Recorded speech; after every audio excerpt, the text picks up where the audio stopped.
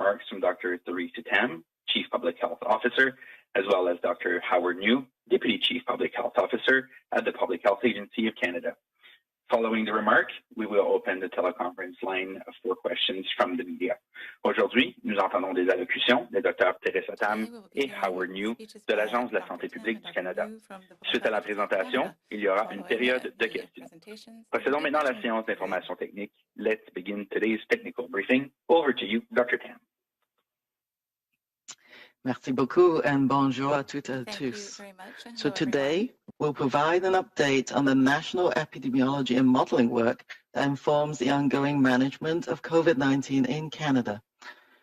This week's ramp-up in vaccine delivery is welcome news. However, increasing case counts, shifting severity trends, and a rising proportion of cases involving variants of concern is a reminder that we are in a very tight race between vaccines versus variants. The total number of cumulative cases of COVID-19 now exceeds 950,000. Active cases have increased to almost 39,000, and increasing variants of concern cases are now accounting for a high proportion of new reported cases in the most heavily impacted provinces. To date, over 7,100 variants of concern cases have been reported across Canada, with the B117 variant accounting for over 90% of these cases. Bonjour à toutes et à tous. Aujourd'hui, nous ferons le point sur l'épidémiologie nationale et les travaux de modélisation qui informent la gestion actuelle de la COVID-19 au Canada. L'accélération de la livraison des vaccins annoncée cette semaine est une bonne nouvelle. Toutefois, l'augmentation du nombre de cas, l'évolution des tendances en matière de sévérité et la proportion croissante des cas impliquant les variants préoccupants nous rappellent que la course est très serrée entre les vaccins et les variants. Le nombre total de cas cumulés de COVID-19 dépasse maintenant 950 000. Les cas actifs sont passés à près de 39 000 et le nombre croissant de cas de variants préoccupants représente désormais une proportion élevée de nouveaux cas déclarés dans les provinces les plus touchées. À ce jour, plus de 7 100 cas de variants préoccupants ont été déclarés au Canada, le variant B117 représentant plus que 90% de ces cas.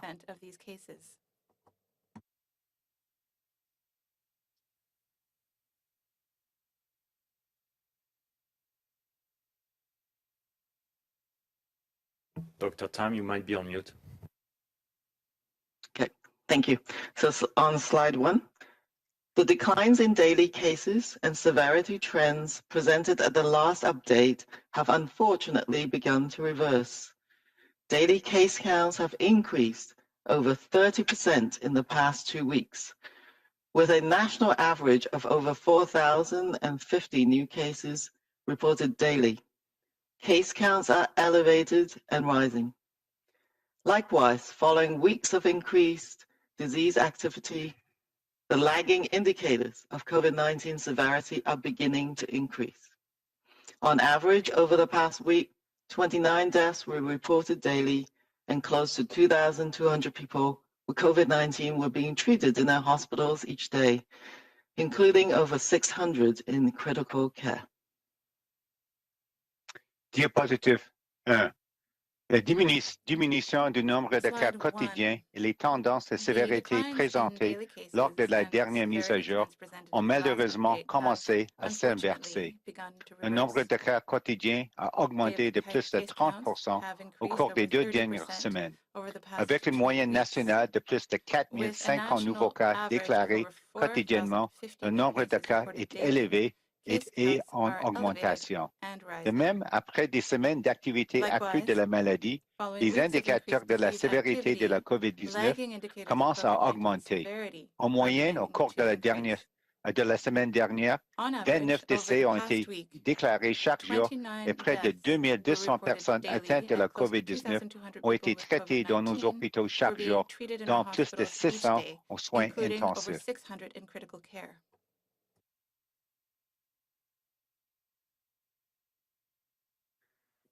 Slide 2.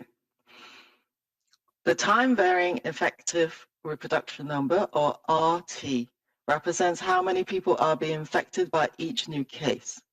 When each new case infects less than one person, the epidemic will die out. Nationally, the RT has been greater than 1 since early March, meaning that every 100 cases in Canada passes the virus to more than 100 others, and so on, with each new generation of spread getting larger. Diapositive 2. Le taux de reproduction effective variable dans le temps, ou RT, représente le nombre de personnes infectées par chaque nouveau cas. Lorsque chaque nouveau cas infecte moins d'une personne, l'épidémie s'éteint.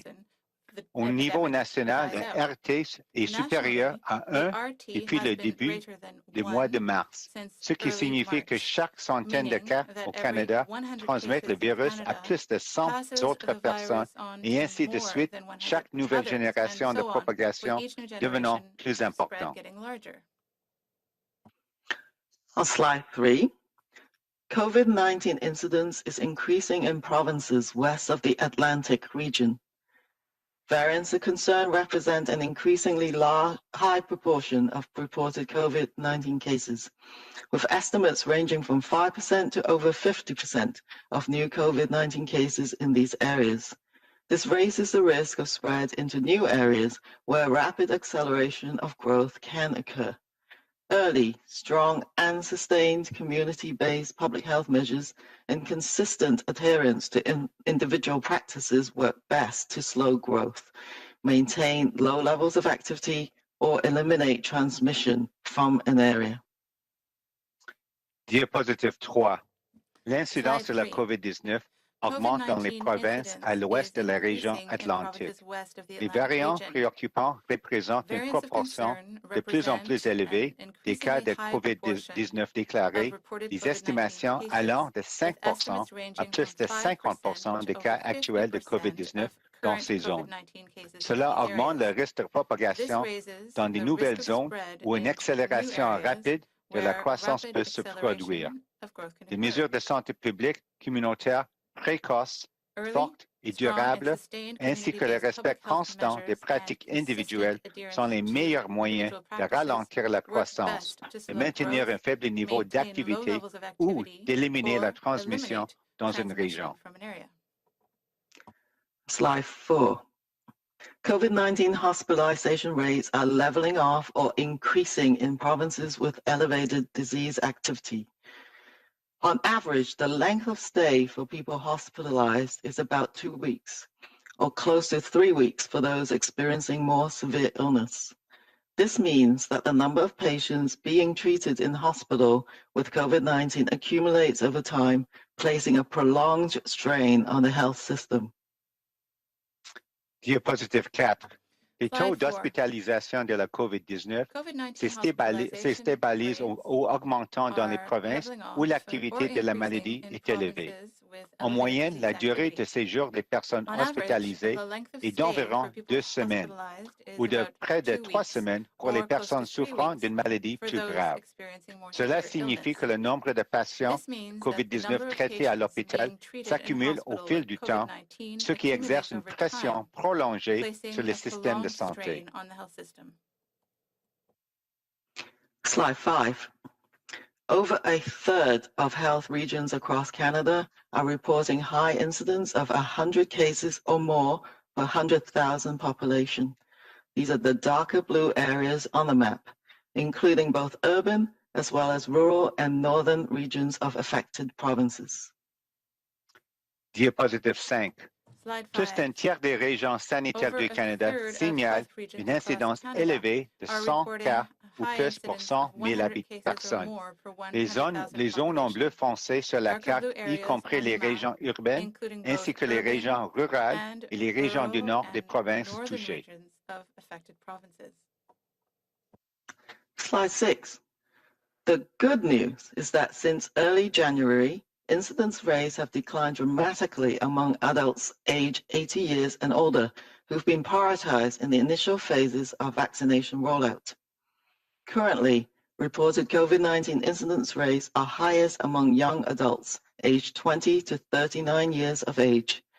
The not so good news is that circulation of COVID-19 in younger, more mobile and socially connected adults present an ongoing risk for spread into high-risk populations and settings and continuing transmission in the community.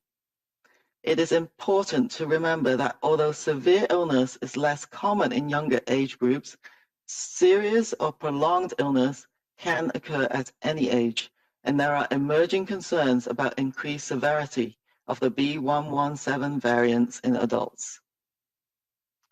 Diapositive 6. La bonne nouvelle, c'est que depuis le début du mois de janvier, les taux d'incidence ont diminué de façon spectaculaire chez les adultes âgés de 80 ans, et plus qui ont été prioritaires dans les premières phases de déploiement de la vaccination. Actuellement, les taux d'incidence de la COVID-19 rapportés sont les plus élevés chez les jeunes adultes âgés de 20 à 39 ans. La moins bonne nouvelle est que la circulation de la COVID-19 chez des adultes plus jeunes, plus mobiles et socialement connectés présente un risque continu de propagation dans des populations et des milieux à haut risque et de transmission continue dans la communauté. Il est important de se rappeler que, bien que les maladies graves soient moins fréquentes dans les groupes d'âge plus jeunes, une maladie grave ou prolongée peut survenir à n'importe quel âge et il existe des préoccupations émergentes concernant la gravité accrue du variant B.1.1.7 parmi les adultes. Slide 7. In addition to declining incidence rates in elderly adults, the benefits of the initial vaccine rollout are also being seen in high-risk settings, including fewer and smaller outbreaks in long-term care homes since January. However, in parts of Canada where variants of concern represent an increasingly high proportion of cases and are associated with a greater number of outbreaks, we need to maintain a high degree of vigilance to keep COVID-19 infections rates down as vaccine programs scale up. Diapositive 7. Outre la baisse des taux d'incidence chez les personnes âgées, les avantages de la première campagne de vaccination se font également centrer dans les milieux à haut risque, notamment par la diminution du nombre et de la taille des épidémies dans les établissements de soins de longue durée depuis janvier.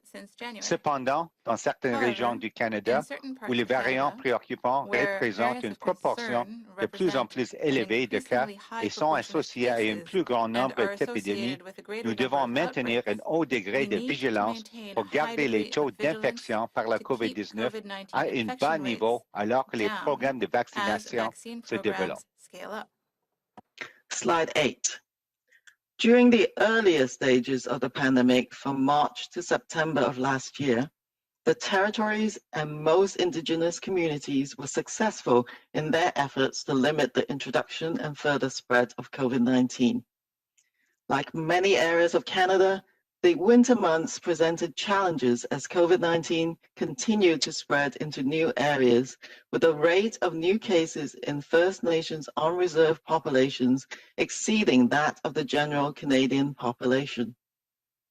Reintroduction and spread of COVID-19, including variants of concern, is an ongoing risk for all Indigenous communities.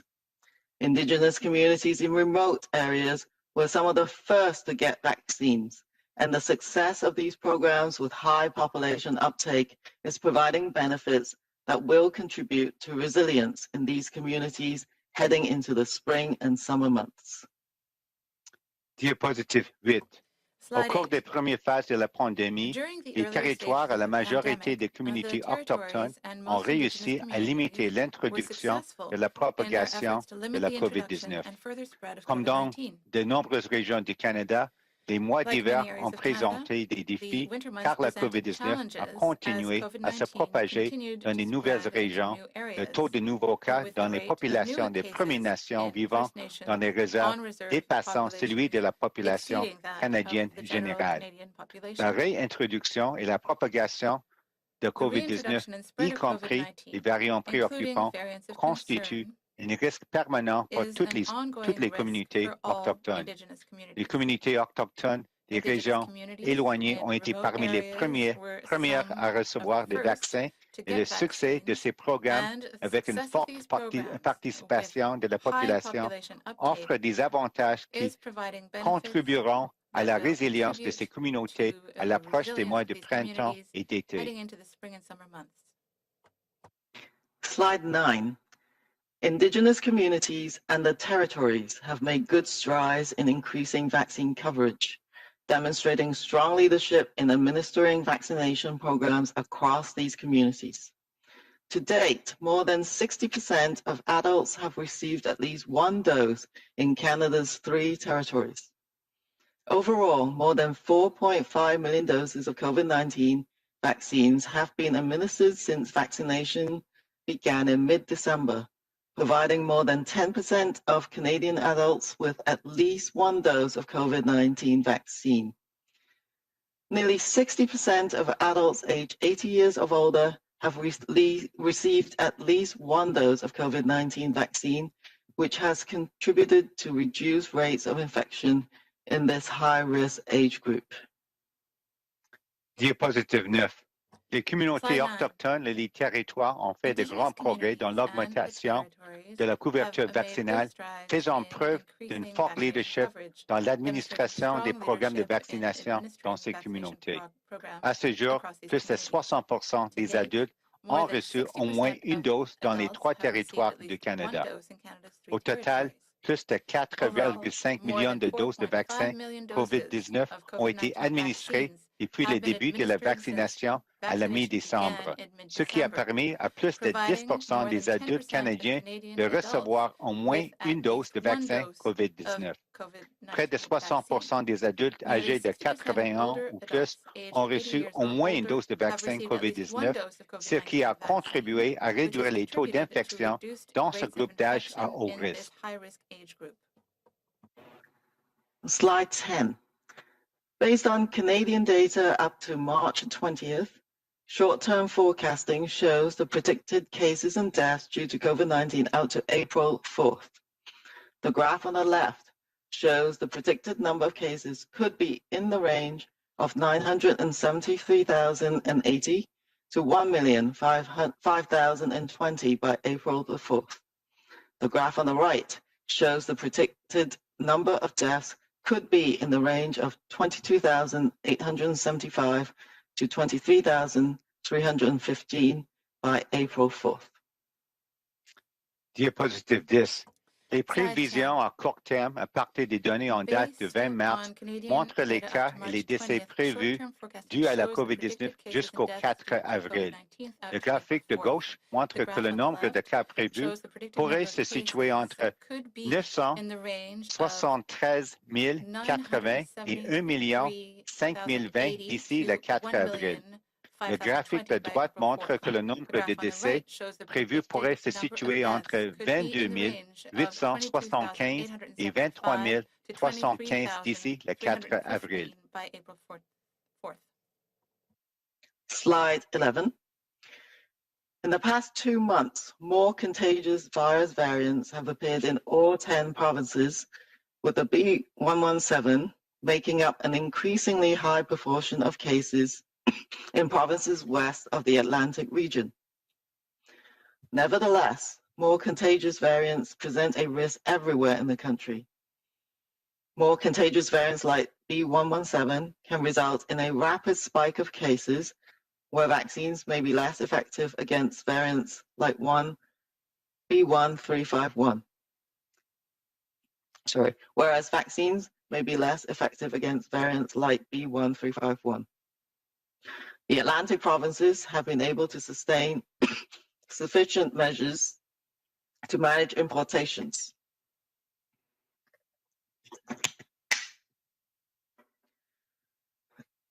The Atlantic provinces have been able to sustain sufficient measures to manage importations, interrupt spread, and maintain strong control of COVID-19.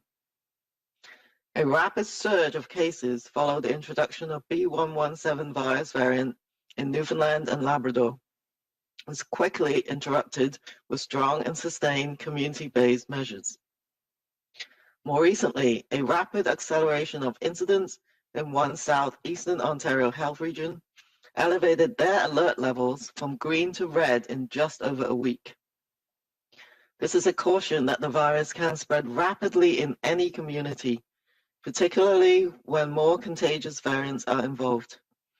It also serves as a reminder of the need to maintain individual practices even where COVID-19 activity is low, and explains why health authorities must respond quickly to any increase in case numbers. Controlling infection rates is needed in heavily affected areas.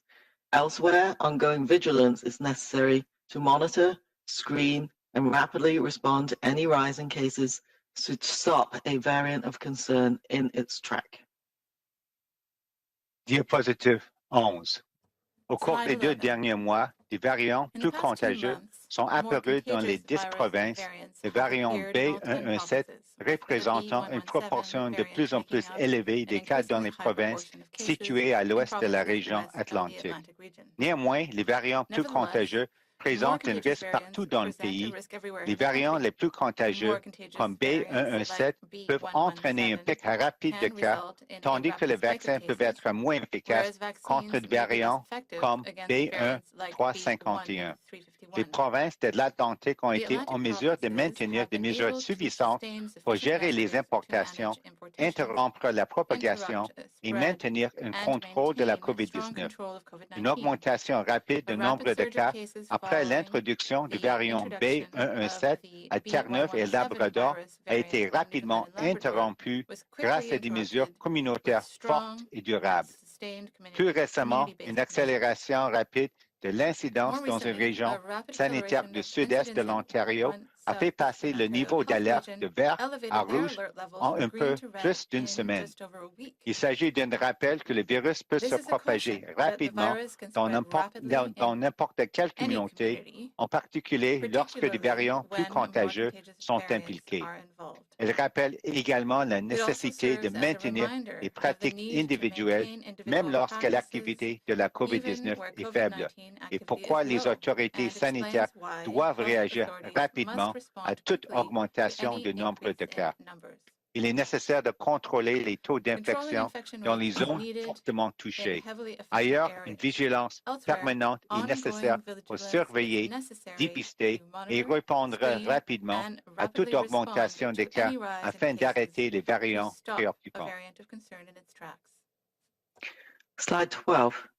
A new longer-range forecast model that accounts for transmission dynamics of both non-variant COVID-19 and new variants of concern gives us insight into what could happen if more contagious variants continue to spread in Canada. With more contagious variants spreading, this model predicts that current community-based public health measures will be insufficient to control rapid growth, and resurgence is forecast. That's the gray line. But if a combination of enhanced community-based public health measures and good adherence to individual precautions are implemented and sustained, the epidemic is forecast to plateau. That's the purple line. Adhering to individual precaution means that we all must maintain physical distancing, reduce contacts outside our household to just essential activities, continue with good hand washing practices, and wear well-constructed, well-fitting, and properly worn face masks to protect ourselves and others. For local authorities, this means maintaining or immediately implementing strong public health measures, which may include restrictions, closures, or other community-based control measures to achieve the reductions in contacts necessary to get ahead of or prevent further spread of rapidly spreading variants. We've been saying all along that if we ease measures too soon, before enough people are vaccinated, the epidemic will resurge even stronger. With increasing circulation of highly contagious variants, the threat of uncontrolled epidemic growth is significantly elevated. This is why measures must be stronger, stricter, and sustained long enough to suppress rapid epidemic growth of variants of concern. Diapositive 12. Le nouveau modèle de prévision à plus long terme qui tient compte de la dynamique de transmission de la COVID-19 non variée et de nouveaux variants préoccupants nous donne un aperçu de ce qui pourrait se produire si des variants plus contagieux continuent de se propager au Canada. Avec la propagation de variants plus contagieux, ce modèle prédit que les mesures actuelles de santé publique au niveau communautaire seront insuffisantes pour contrôler la croissance rapide et une résurgence est prévue. C'est la ligne grise. Mais si une combinaison de mesures de santé publique renforcées et axées sur la communauté et une bonne adhésion aux précautions individuelles sont mises en œuvre et maintenues, l'épidémie devrait atteindre un plateau. C'est la ligne mauve. Le respect des précautions individuelles signifie que nous devons tous maintenir une distance physique, réduire les contacts en dehors de notre foyer aux activités essentielles, continuer à appliquer les bonnes pratiques de lavage des mains et porter un masque facial bien construit, bien ajusté et correctement porté pour nous protéger et protéger les autres. Pour les autorités locales, cela signifie le maintien ou la mise en œuvre immédiate de mesures de santé publique strictes qui peuvent inclure des restrictions, des fermetures et d'autres mesures de contrôle communautaire afin de réduire le nombre de contacts nécessaires pour dévancer ou empêcher la propagation des variants qui se propagent rapidement. Nous disons depuis le début que si nous assouplissons les mesures trop tôt, avant que suffisamment de personnes ne soient vaccinées, l'épidémie reprendra. Avec la circulation croissante des variants hautement contagieux, la menace d'une croissance épidémique incontrôlée est considérablement élevée. C'est pourquoi les mesures doivent être plus fortes, plus strictes et maintenues suffisamment longtemps pour supprimer la croissance épidémique rapide des variants préoccupants. Slide 13. The experiences of other countries demonstrate that stringent public health measures are required to control rapid epidemic growth when more contagious variants are predominating. Several European countries, including Italy, France, and Germany, are experiencing epidemic resurgence, driven predominantly by the B.1.1.7 variant of concern, which accounts for an estimated over 70% of reported cases in each of these countries. In order to suppress a third wave and preserve health system capacity, Italy and France implemented new lockdown measures last week, requiring people to stay home, except for essential reasons, over the next several weeks, and Germany has extended their partial lockdown until April the 18th. Likewise, the United Kingdom has maintained stringent public health measures to allow vaccines to reach a majority of the population.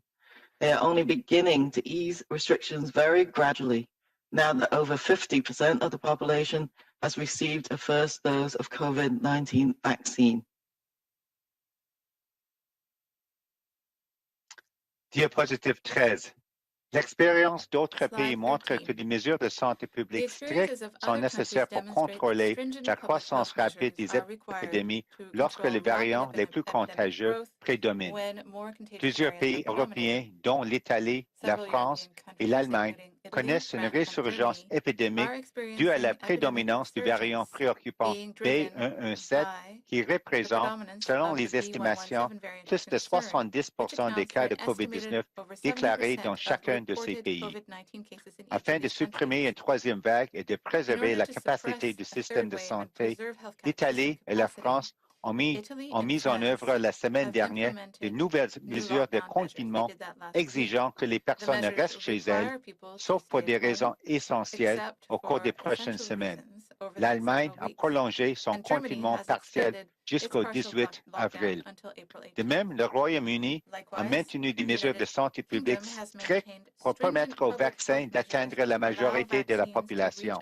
Il ne commence à assouplir les restrictions que très progressivement, maintenant que plus de 50% de la population a reçu une première dose de vaccin COVID-19.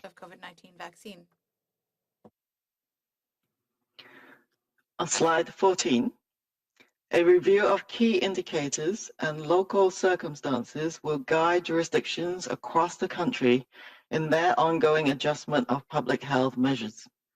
Criteria for deciding when to shift public health guidance, shown here, emphasizes the role that vaccines will play as a vital new tool in reducing the impact of COVID-19. If vaccine rollout proceeds as planned and vaccines work well to reduce the spread of COVID-19, we would expect the epidemic to come under control in the coming months and for the other key indicators to improve. When the COVID-19 infections rates are reduced to manageable levels, this frees up enough capacity across public health and the health system to respond to surges, with measures in place to reduce spread into high-risk populations and settings. Taken together, these are signs that a jurisdiction may be ready to gradually ease restrictions. Diapositive 14. Un examen des indicateurs clés et des circonstances locales guidera les administrations de tout le pays dans l'ajustement continu des mesures de santé publique. Des critères permettant de décider du moment où il faut changer les orientations de santé publique présentées ici soulignent le rôle que les vaccins joueront en tant que nouvel outil vital pour réduire l'impact de la COVID-19. Si le déploiement des vaccins se déroule comme prévu et que les vaccins fonctionnent bien pour réduire la propagation de la COVID-19, nous nous attendons à ce que l'épidémie soit sous contrôle dans les mois à venir et que les autres indicateurs clés s'améliorent. Lorsque les taux d'infection par la COVID-19 sont ramenés à des niveaux gérables, que la capacité de la santé publique et du système de santé est suffisante pour répondre aux poussées et que des mesures sont en place pour réduire la propagation aux populations et aux milieux à haut risque, ce sont des signes qu'une juridiction peut être prête à assouplir progressivement les restrictions. Slide 15. There are many factors that will influence when we'll be able to lift most restrictive public health measures safely to gather with our families and friends and to increase social and economic activities with preventive measures in place. We will be able to lift measures sooner if we minimize the spread of variants of concern that can increase transmission, severity of illness, and reduce the effectiveness of vaccines. We maintain and adhere to public health measures to keep COVID-19 activity low, and COVID vaccines prove to be highly effective in preventing disease transmission, severe illness, and deaths, as early evidence supports. And if we rapidly increase the number of people offered the vaccine with a high level of acceptance and high uptake of COVID-19 vaccine across the population. Many of these factors are within our control. We are already seeing the benefits of vaccination in high-risk populations and need to keep this momentum going. Widespread vaccination is critical to protect you and your loved ones and to allow us to gather closer together again. Diapositive 15. De nombreux facteurs influenceront le moment où nous pourrons lever des mesures de santé publique les plus restrictives en toute sécurité, nous réunir avec nos familles et nos amis et accroître nos activités sociales et économiques avec les mesures préventives en place. Nous serons en mesure de lever les mesures plus tôt si nous minimisons la propagation des variants préoccupants qui peuvent accroître la transmission et la sévérité de la maladie et réduire l'efficacité des vaccins. 2. Nous maintenons et respectons les mesures de santé publique pour maintenir l'activité de la COVID-19 à un faible niveau. 3. Les vaccins COVID-19 s'avèrent très efficaces pour prévenir la transmission des maladies ainsi que les maladies graves et les décès, et il y a des premières indications que cela pourrait être vrai. Et 4e, nous augmentons rapidement le nombre de personnes à qui l'on propose le vaccin et avons un niveau élevé d'acceptation de l'utilisation du vaccin COVID-19 dans la population. Plusieurs de ces facteurs sont sous notre contrôle. Nous constatons déjà les avantages de la vaccination dans les populations à haut risque et nous devons poursuivre sur cette lancée. Une vaccination généralisée est essentielle pour vous protéger et vos proches et pour nous permettre de nous rassembler à nouveau. Slide 16. Today's review of the data and forecasts shows that COVID-19 still has a few tricks in store, and it's clear that we need to hold on together a bit stronger and longer until vaccines have us better protected. While the news of increasing disease activity and shifting trends in severe outcomes is discouraging after so many months of sacrifice, we've made significant progress, and as the warmer days approach, we'll have more options to get outside as we work through this critical leg of the COVID-19 marathon. The ramp up in vaccine supply beginning this week will accelerate vaccine programs, returning more benefits to protect more Canadians. We are closer now than ever, but it is still too soon to relax measures and too soon to gather in areas where COVID-19 is still circulating in Canada. So, as Passover, Easter, and Ramadan approach, make plans to celebrate safely, including having virtual celebrations to protect and support each other as we make this the last big push to keep the path clear for vaccines. Thank you. Diapositive 16. Les prévisions mises à jour incluant la transmission des variants préoccupants montrent que nous devons continuer de mettre en place des mesures de santé publique rigoureuses jusqu'à ce qu'un nombre suffisant de personnes soient vaccinées pour alléger les restrictions en toute sécurité. L'accélération des programmes de vaccination apportera plus d'avantages, protégera plus de Canadiens et nous aidera à reprendre nos précieuses activités sociales et économiques. Nous sommes plus proches du but que jamais, mais il est encore trop tôt pour assouplir les mesures et trop tôt pour se rassembler dans les zones où la COVID-19 circule. Alors, à l'approche de Pâques et de Ramadan, prévoyez célébrer en toute sécurité, notamment en organisant des célébrations virtuelles pour nous protéger et nous soutenir mutuellement, alors que nous faisons ce dernier grand effort pour garder la voie libre pour les vaccins. Merci. Thank you, doctors. We will now open the phone line to questions. Please identify yourself and include the media outlet that you are representing. We'll be taking questions in both official languages. We ask that you limit yourself to one question and only one follow-up. Donc, nous allons prendre vos questions. Veuillez vous nommer et nous dire quel média vous représentez. Nous vous demandons de vous limiter à une question et seulement une question suivie. Et vous pouvez poser vos questions dans l'une des deux langues officielles. Donc, nous commençons avec la première question. Operator, over to you. Merci, thank you. S'il vous plaît, appuyez sur l'étoile 1 maintenant pour poser une question. Please press star 1 at this time if you have a question. The first question is from Marika Walsh of the Globe and Mail. Please go ahead.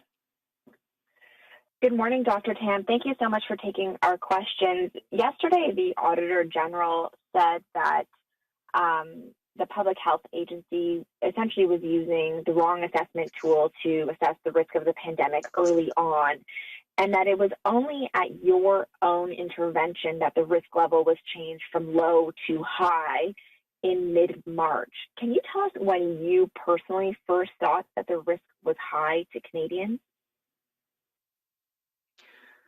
Well, I think there's different ways to look at risk.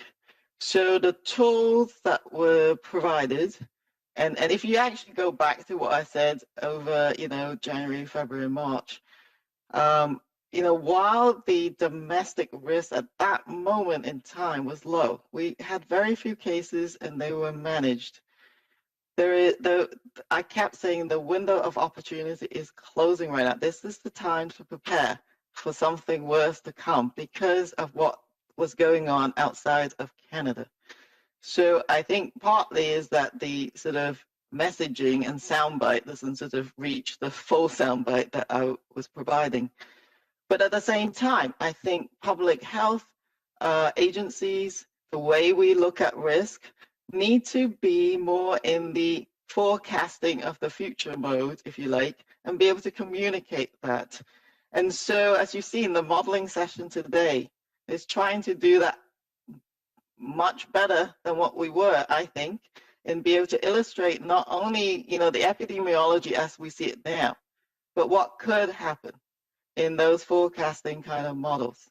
And so we need to be the public health system writ large and globally as well as domestically need to be prediction organizations and not just being able to assess the risk of that present moment. It was not wrong. It's just that it is important to also provide what that future state might be like. And so I think as the minister has said, we take the Auditor General's recommendations to heart, and we look at the next iteration of where we will go to in the future. I'm a bit confused by your comment saying the risk assessment was not wrong. It seems to contradict what the Auditor General said yesterday, that the risk assessment was wrong. I'm just wondering, though, can you answer the question, when did you first think the risk was high for Canada? So, as you sort of pointed out, I mean, the domestic risk at that moment in time for the cases in Canada was relatively low. So if you were in Canada during that time. Prior to that, though, we did so many things in terms of preparing, getting the lab testing, airlifting people from areas of concern and building up those sort of responses, meeting with the provinces, even from the initial moment. Can you just tell us when you thought it was high? But when did you think it was high? Okay, so the risk from the outside, I think, is when you can see that the world has lost containment. I mean, obviously, it wasn't then limited to countries that, China itself and where the surrounding countries.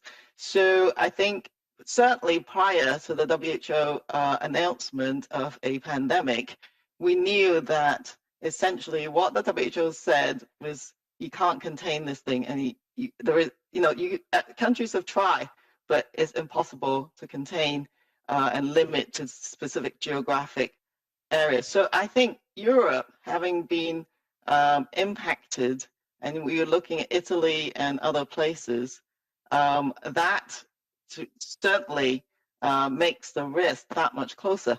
And that sort of panned out, as in fact our importations, our greatest risk were from Europe and from the United States. And so I think around about that, so definitely prior to the WHO sort of, pronouncement, if you like, that we're in a pandemic situation, for sure, the world was looking like it was going in that sort of trajectory. And it was inevitable that a pandemic was happening. Thank you, Dr. Tam. Operator, next question. Prochaine question. Merci. La prochaine question est de Catherine Lévesque, La Presse canadienne. La parole est à vous. Yes, hello, Dr. Tam. I wanted to follow up on that. I guess what we're trying to find out is, did you change the risk assessment after pressure from the health public officers from the provinces, or did you decide to intervene by yourself? So we're just trying to find out what the timeline is on making that decision. Thank you. Yes,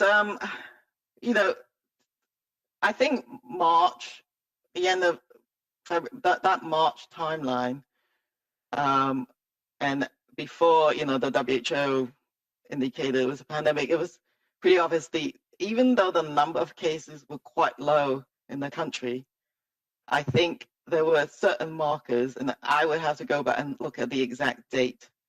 So after sort of specific travel-related cases, and we now know that the virus was coming in invisible ways in asymptomatic people. But there was one single moment in British Columbia, and I have to find a date, where we had no link. So you now have a person who was not linked to a specific travel situation, which means there was the chance of community spread beginning to happen. And at that moment, even though it was localized to one single province, we know, I think, for the country, the risk needs to be shifting to portray that risk itself. So it would have been So what happened? I, as everybody knows, I've been meeting with the chief medical officers several times a week ever since in January. It's not a singular decision one way or the other. Collectively, we thought, okay, well, even though the precise assessment at that moment in time in terms of just the cases we were seeing was low, we need to shift that narrative. We need to shift what we think the risk is. So for sure, I, really look back and go, it can't possibly be low. We've got this trajectory looking forwards is escalating. And so that's the sort of timeline, if you like.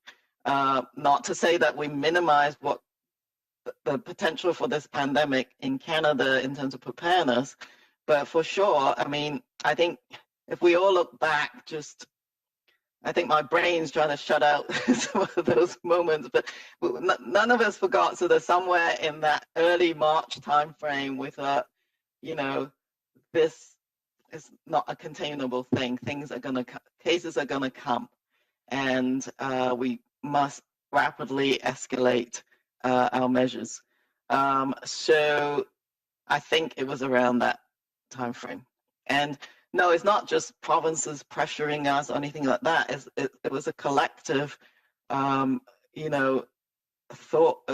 discussion, really. Dr. Newman, could just add to Dr. Tam's response.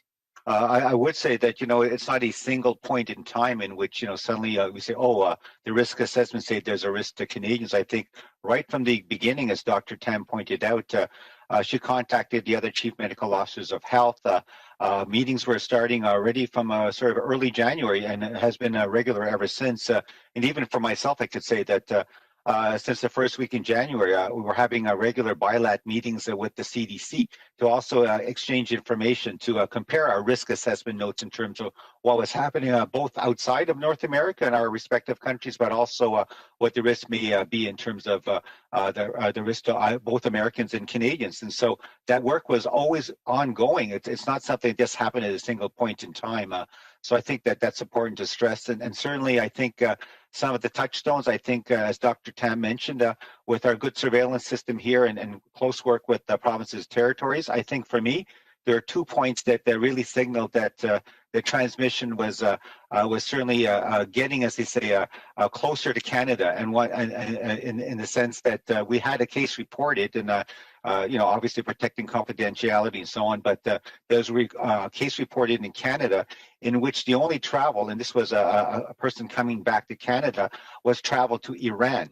And even Iran at that point in time had not reported any cases or any concern with COVID-19. So we, in many ways, with our surveillance system in Canada, picked it up first. We reported to the WHO in terms of good information exchange internationally, and that was a signal point. The other part also for ourselves was over time. Initially, the first few cases, as everyone can recall, were associated with travel coming from Wuhan, China. But as we've gone to later January, February, and so on, more and more cases reported in Canada were actually linked to travel from the United States. So that also showed us how interconnected we are, that the cases in Canada were linked to travel from the United States. And of course, in the United States, obviously with their connections to other parts of the world, shows how, the global sort of pandemic really sort of was advancing at a very rapid pace. So I think just to underscore what Dr. Tam said, it's not a singular point in terms of risk assessment at a certain date. It was something that was always an evolution since we were first alerted to it late December, early January. Thank you. Thank you, Doctor. Catherine, question suivie? Oui, absolument. So going back to Dr. Tam, if I understand correctly, the moment, one of the moments where you thought maybe the risk should change, so it's linked to that specific case in BC where we could see some community transmission, I guess, in Canada. And I just had another, so my follow-up is about the briefing, actually, today's briefing. On page 11, I was wondering, why was Quebec and Saskatchewan, for that matter, excluded from the analysis? And should we understand that the agency still has difficulty getting data from provinces?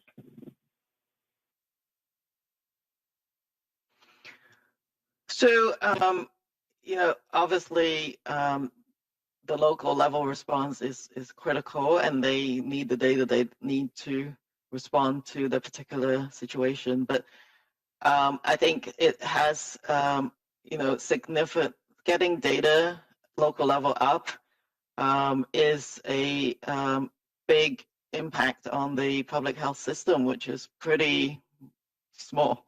And so I think, things have improved over time. And just to sort of benchmark sort of data improvements, I think even in previous outbreaks or pandemics, up until fairly recent, I think with Zika virus, we were getting some case reports. In this pandemic, the province has tried to give us things in individual cases instead of aggregate information.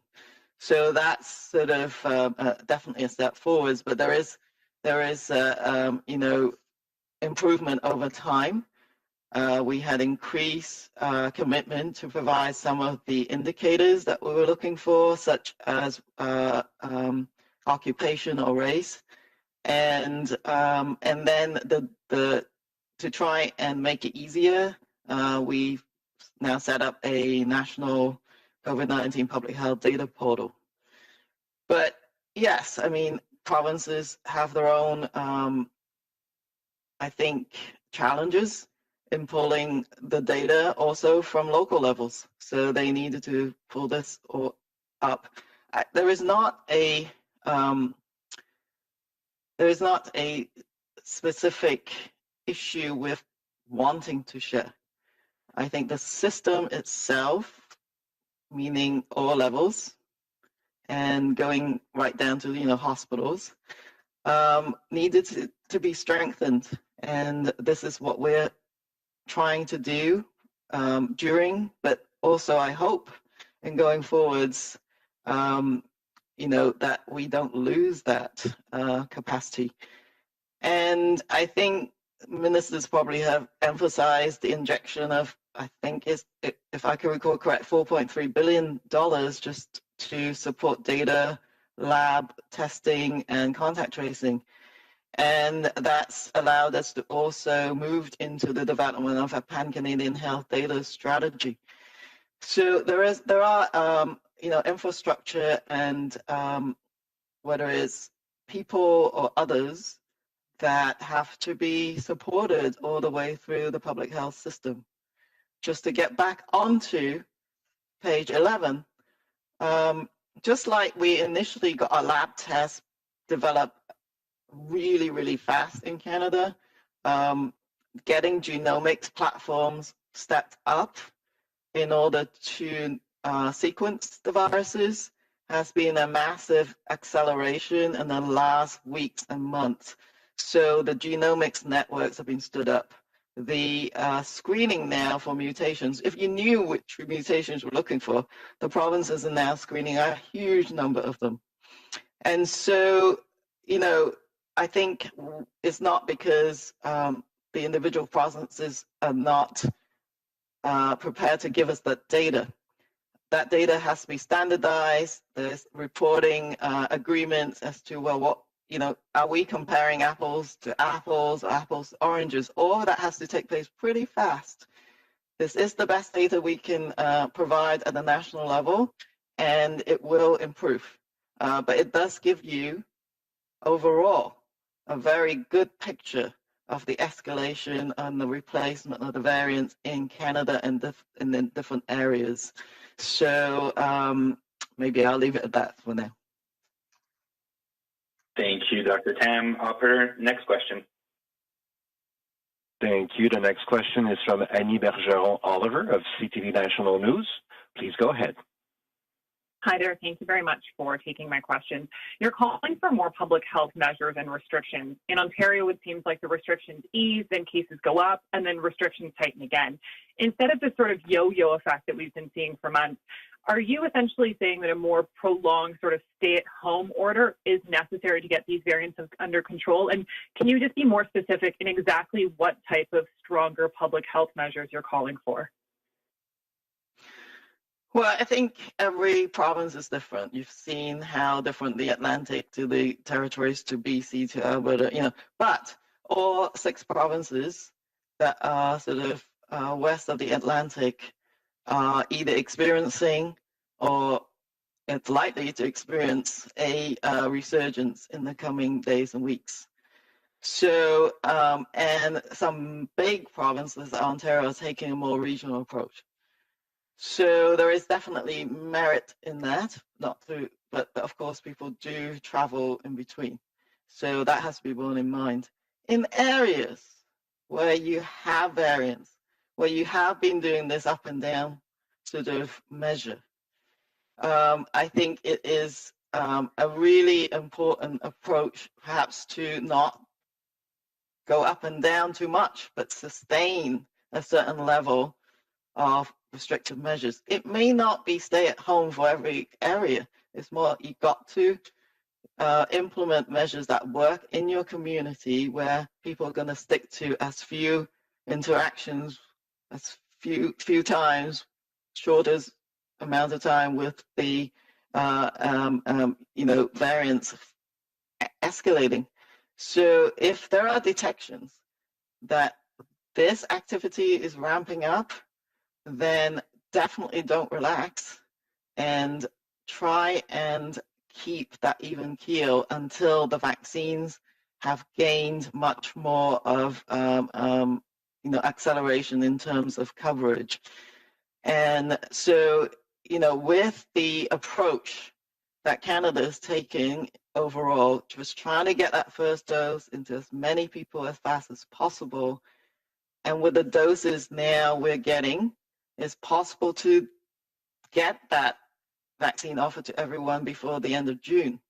So with that in mind, you can think about that kind of time frame and maybe trying to keep a steady state where you're not going to suddenly get these resurgences until that kind of time frame where most people would have at least got 1 dose. Thank you. Follow up? Yes, as my follow-up, there are new reports out today that based on data of hospitalizations in Ontario, the variant increased the rate of death by 60% and may increase the hospitalization rate by 60%. I'm wondering what specific data do you have with regards to the mortality rate of the variant, and how well protected are the roughly 10% of Canadians who have a vaccine against these variants?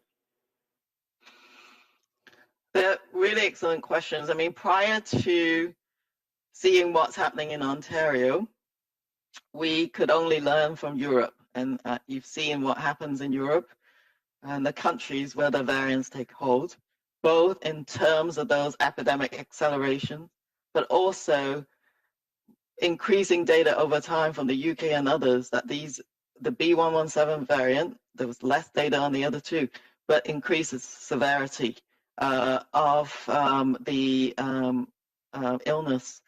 And so Ontario's data substantiate, I think, what has been seen in Europe. We couldn't really tell until this point in time whether the context and the population immunity, etc., in Canada, how this is going to play out, and our public health measures, much of which is still in place. What does that mean when the variants introduced in the Canadian context? You're now seeing, I think, in much clearer ways in the Ontario context. They are the sort of leader in this area for producing that information for us. And so, yes, they are seeing that it is more transmissible. They've I think earlier on released their reproduction number, that RT number, for the variants versus not the variants. So for the variants, it's definitely over 1, somewhere between 1.2, 1.3. 100 people passing on to 120 others, not a good scenario.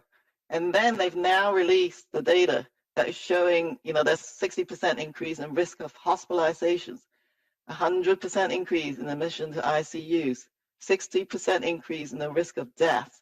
And these severity indicators can be seen across all age groups of the adult population. This is a very important set of information that should drive home to all of us why it's important to maintain these measures, and that even younger Canadians, the older people in Canada might be better protected. Just look at that incidence curve in the 80 plus and then the severity indicators. But the younger population, if you let those numbers go up, just by the sheer numbers alone, you're going to get some people who are going to end up in hospital. But given the B117 is more severe, you're going to get more younger age groups into hospitals and ICU. So escalating the vaccine to try and cover as many people as possible is a good strategy. And that's why I think NACI, the National Advisory Committee on Immunization, as well as the provinces, taking into account the likelihood of us having a resurgence, the vaccine amount that we have, and trying to protect everyone, not just the individuals who are at high risk, but the people who can give the virus to them.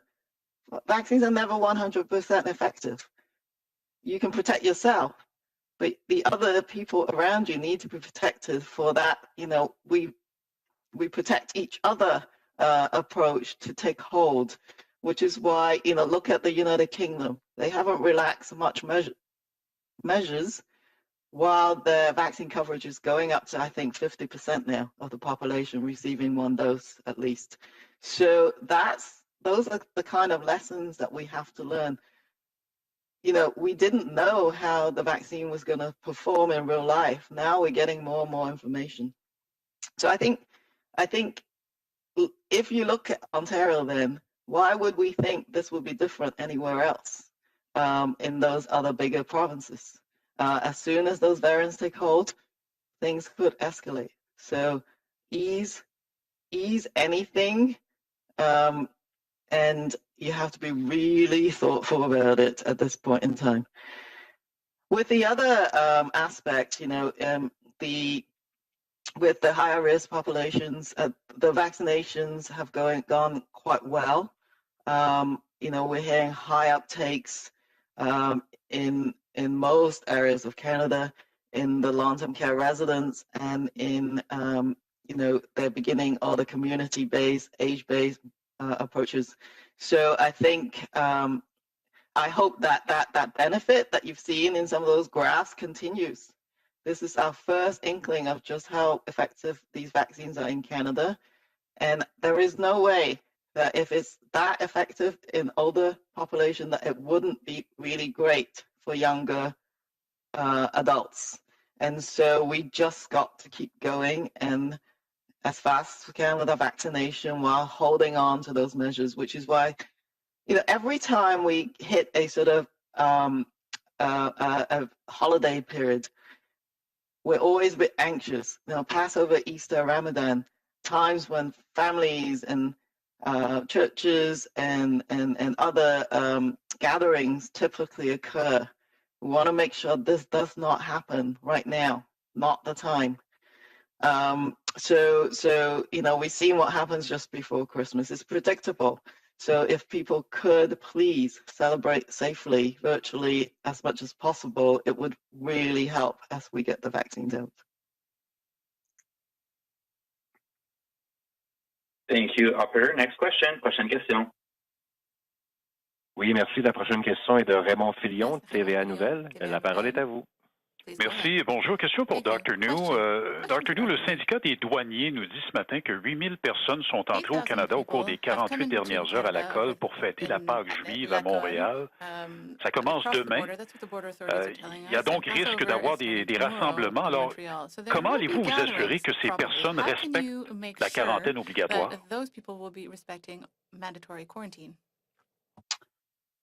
Oui, je pense que c'est une responsabilité collective entre le gouvernement fédéral et aussi les provinces et territoires. Donc, pour nous autres, on a beaucoup de mesures maintenant à notre frontière. Tous les voyageurs qui arrivent au Canada doivent avoir comme un test de dépistage, un résultat PCR avant leur arrivée, puis aussi avec leur arrivée, aussi après peut-être 10 jours, mais même en attendant le premier résultat avec leur arrivée, doivent rester aussi, au moins montrer une bonne plan pour la quarantaine. Nous autres aussi, on a beaucoup plus de personnel qui continue aussi à surveiller, faire le suivi pour assurer que les personnes qui arrivent au Canada respectent la quarantaine. Mais je pense que c'est aussi quand ils sont dans leur région, finalement, c'est aussi une question de suivre les consignes de santé publique à l'échelle locale. Ouais, mais comme vous savez, hier, l'agence a été sévèrement critiquée par la vérificatrice générale pour son manque de suivi des voyageurs. Alors aujourd'hui, sachant que 8000 personnes sont entrées au Canada pour une fête, est-ce que vous allez déployer des mesures spéciales? Non, je pense qu'on a fait beaucoup. Depuis, si vous passez comme un commentaire avec le rapport. Je pense que c'est vraiment ciblé. Je pense que la période, le premier 6 mois de 2020, on a fait beaucoup des changements. On a mis en place beaucoup d'autres mesures depuis ce temps-là, depuis même le mois de décembre. Donc, je pense que on est prêt parce qu'avec tous les agents à la frontière, tous les voyageurs doivent respecter toutes les mesures déjà en place maintenant avec l'exigence pour un dépistage, un résultat avant leur arrivée et même aussi pour la quarantaine, incluant 2 autres tests de dépistage et aussi un bon plan de quarantaine. Je ne peux pas commenter pour chaque événement et aussi le nombre de voyageurs, mais en général, chaque voyageur qui arrive au Canada sont soumis sur les mêmes exigences. Merci beaucoup, Dr. New. For our next question. Merci, thank you. The next question is from David Turton of CBC News. Please go ahead. Hi, doctors. Hope you are all doing well. I just want to ask you a question about your modeling. It shows that the reproduction number for COVID dropped below 1 to about 0.8 at the beginning of the year. And since the beginning of this month, it's gone above 1. So here's the question. How much of that is an increase in behavior? How much can you attribute that to increase in the way people are behaving? Or how much of that is caused by these variants of concern?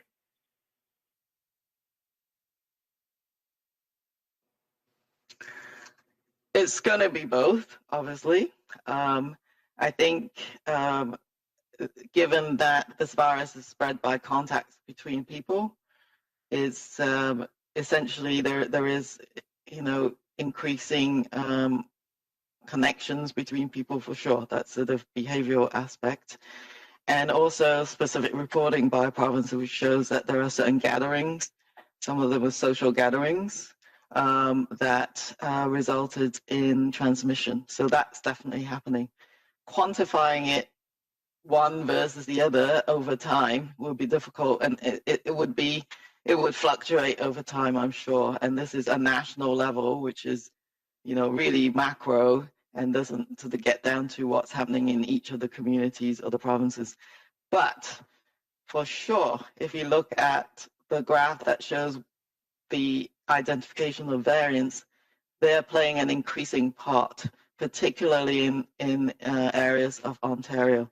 Other provinces are telling us, British Columbia, if you listen to Dr. Henry, she's saying, actually there's spread, but we believe it's due to those social interaction factors and not so much the variants. They're able to look at it at that level. But their variant identifications are also increasing. Alberta, same thing. The role played by variant is increasing over time. I think they've said that maybe over 20% of the cases right now are due to variants of concern. And so you can go across each provinces and be able to identify that both social mixing as well as then the increasing variants possibly has a great impact. And they're quite regional in nature right now, but no area of Canada is immune from the risk of introduction. And you've seen how the Atlantic provinces, for example, are trying to clamp down on that using circuit breakers and things as soon as they identify, these variants. So I would say it's a mix, and it's difficult to tease out. Yeah, it's Dr. Newmy. I would just underline a point that Dr. Tam has made, is that when you look at the variants, the mode of transmission is the same as sort of the original strain, if you want to call it, that was introduced into Canada. And so I think the fact that it's becoming an increasing proportion of the cases reported in Canada is also an indication that obviously the number of contacts, the interaction between people is very important. And if it is more transmissible, it just underscores the importance, as we've been stressing all along. It's a combination of the public health measures, but also the individual practices that we've been harping on so many times, individual hygiene measures, hand washing, the face mask, the physical distancing. Having said that, you look at the experience of other countries like in the UK, where obviously the variants are the predominant strain, but you can see that if you put in very tight public health measures, you can control it. And the same thing here in Canada with what happened in Newfoundland, Labrador. So I think the underlying, important lesson or thing that the Canadians should take away from this is that we can't let down our guard. The vaccination is rolling out. Certainly, it's on a good rhythm right now. But in the meantime, we need to hold on and really continue with the strict observance of the public health measures as well as individual practices. Thank you. Thank you, doctors. David, follow up? Yeah, you spoke about listing measures, the hope of listing measures in your presentation. What does your modeling show, or when do you hope, if we do what you have been saying, Dr. Tam and Dr. New, that we can return our lives, that we can return to normal? Dr. Tam, you're a runner. When can you, book that marathon race? So, Dr. New, you like hockey, I think, or sports. When can you go to a Habs game? When are you hoping that life can return to normal? Yes, so I think, first of all, any public health guidance is depending on the transmission in the community. So clearly right now is not, because your curve is going up. The variants are accelerating in different areas, and your vaccine is low. Those indicators that I think on one of the slides, those are the factors. But if you take all those factors into account, there's another slide basically showing a more optimistic picture over time, where people can gather maybe outside and then with the proper spacing, being able to sort of be entertained safely, which, will occur over time. There is not going to be a date, right? So here is a date, and after this date, it's all going to be good. I like some of the UK sort of thinking, which is data, not dates. But the dates benchmarking, roughly when things could veer towards what we had before. Thus, I think the vaccines will play a key role. So if through, patience and tenacity, we don't let this resurgence get out of hand, the vaccine uptake is good, and that's always a bit of a question. I think the uptake is great right now in high-risk populations. But unless adults of any age picks up the vaccine, it will slow down when that could occur. I think with one dose of vaccine for everyone, and that helps sort of slow down any kind of resurgence. You might be able to keep the epidemic at a manageable level as provinces are trying to balance reopening and vaccination. What they will then be able to do is, instead of yo-yoing up and down, is that when they relax their measures, they won't have to clamp back down on it again. The most, it's difficult to say, but if you think of people being able to get 2 doses by September, by the end of September, that's been a milestone that we've been aiming for. I look towards a 4 where you don't have to continuously put in restrictive measures. You're going to be able to go back into your social spaces, schools, universities, in a way that you can manage and not have to keep shut things down. So that's the sort of goalpost we should be aiming for. If that's the picture in one's head, we might be able to sort of go, okay, now we know. You know, that's what we're aiming for. So I do think that with all those caveats in place, in the summer, it's always easier to resume certain activities, right? You can do so many more things outside. You can resume a lot of those patios, better spaced out. And then by the fall, that's what I think we should be aiming for, that you don't have this constant up and down. People can then resume, but with certain measures in place. I do think those personal protective measures, until we know more about how vaccines work, what happens to variants, maintaining those habits on an ongoing basis is your sort of baseline of protection. But I imagine if everything goes well, a summer that has people doing more, and then in the fall, not going back to, you know, these very strict and stringent approaches. Yes, Dr. New, I think I just underlined a couple of points that Dr. Tam made. I really like this thing about it's the data, not the dates. So if you're looking about the question when we can resume, quote, activities, I think it's all guided by the epidemiology and the indicators that we spoke about in our presentation today. And that's all the result of, as we've always said, individual actions. You know, the individual actions of Canadians today will matter because they have consequences down the road. So if you want to be able to resume, certain activities at a certain point in time, we'll look at the indicators, the epidemiology. What is the case rate? What is the rate of hospitalizations, severe disease, and so on? And at the same time, obviously, as the vaccines get rolled out, we're also hopeful that, as more and more Canadians get vaccinated, that's another tool, another layer of protection that would also get us to where we want to be in the future. So I think, as they say, it's maintain the course, keep up your personal protective measures, and as we go along, we'll keep looking at the data, and that'll guide us in terms of what we're able to do. Thank you. Thank you, doctors. Time is flying. We have for one last question. Une dernière question, opérateur. Merci. Et la dernière question est de Laurence Martin de Radio-Canada. La parole est à vous. Oui, bonjour. Avant ma première question, j'aimerais vous demander de répéter en français, Dr. New, ce que vous venez de dire là, par rapport à votre objectif de fin septembre. En fait, quand est-ce qu'on va pouvoir espérer un retour à la normale? Juste avant ma question. Merci. OK, merci. Je pense que si on parle de comme un retour aux activités comme avant, c'est vraiment, je ne pense pas une question des dates, mais vraiment une question comme des données probantes. C'est sûr, au fur et à mesure, c'est toujours important d'être guidé par les données probantes, des indicateurs comme le taux d'incidence, le taux des hospitalisations.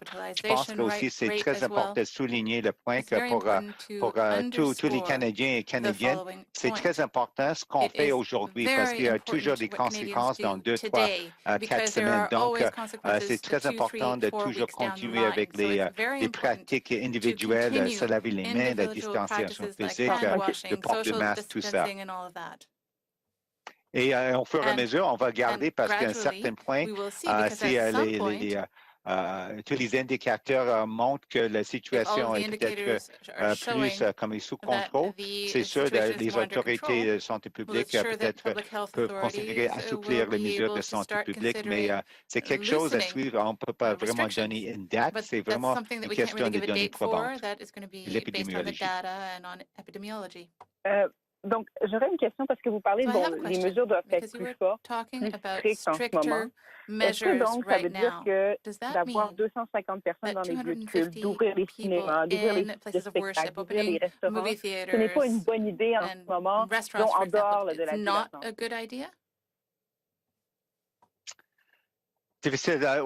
Certainement, les autorités des provinces et territoires, ils sont plus au courant avec les situations, l'épidémiologie sur le terrain. Mais je peux vous dire que même avec Pâques qui arrive la semaine prochaine, c'est pas une bonne idée d'avoir plus de contacts. Vraiment, c'est très important de limiter peut-être les contacts seulement les membres de votre foyer. Donc, si je peux peut-être donner un avis. Je pense que c'est vraiment un temps difficile avec la propagation des variants parce qu'on voit ici au Canada que les variants commencent à être une plus grande proportion des cas et ils sont aussi plus transmissibles et aussi on a des indications avec le rapport en Ontario qu'on peut avoir aussi des conséquences plus graves. Donc, je pense que c'est vraiment quelque chose peut-être, d'après moi, peut-être avancer plus avec beaucoup de prudence et vraiment considérer c'est quoi, comme dit, la rapidité pour l'assouplissement des mesures de santé publique. Et je laisse ça. Public health restrictions can be loosened. Est-ce que Dr. Tam voulait ajouter quelque chose? Dr. Tam, did you want to add anything to that? Oui, je veux ajouter que ça dépend de l'épidémie régionale. Vraiment, on peut ouvrir des restaurants extérieurs, par exemple. Prudemment, lentement, étape à étape, avoir plus de temps entre chaque étape pour relaxer les mesures. Mais pour la plupart, ce n'est pas le moment de relaxer des mesures maintenant. Surtout si tu es dans la plus grande province où il y a une augmentation de variants. On a besoin de prendre plus de prudence, selon moi. There has to be more caution, according to me. Puis mon suivi, c'est sur le rapport, à la lumière du rapport de la vérificatrice générale hier. Je me demandais, Dr. Nou, est-ce que vous avez des regrets? Ou est-ce que vous vous dites qu'il y a des choses qu'on aurait dû faire différemment pour limiter au départ la propagation du virus au Canada? On aurait dû lancer l'alerte plus tôt au Canada. Comment est-ce que vous voyez? Pour moi, c'est toujours, pour moi et même pour toujours une attitude positive, optimiste. On accepte tous les points, les recommandations dans le rapport. Je pense que c'est toujours comme une attitude. C'est oui, si on a des recommandations, c'est important d'analyser, de voir qu'est-ce qu'on peut faire de mieux. C'est toujours une question d'améliorer avec une vision, quelque chose pour l'avenir. C'est sûr, il y a des choses, on a appris beaucoup de choses, mais aussi, je pense que c'est même situation, c'est dans plusieurs pays dans le monde. C'est vraiment, comme j'avais dit hier, une pandémie sans précédent. Je pense qu'il y a des leçons apprises partout dans le monde et le Canada n'est pas une exception. Et nous autres, on est prêts toujours à apprendre des leçons avec notre expérience pour continuer à toujours faire mieux pour le futur. Merci. Merci, docteur. C'est ce qui met fin à au briefage technique pour aujourd'hui. That will be all for today's technical briefing. Please note that the minister's update will be at 12:30 today. Veuillez noter que la mise à jour des ministres pour la COVID-19 sera à 12:30. Merci beaucoup. Bonne journée. Thank you. Merci. Thank you. The conference is now ended. Please disconnect your lines at this time, and we thank you for your participation.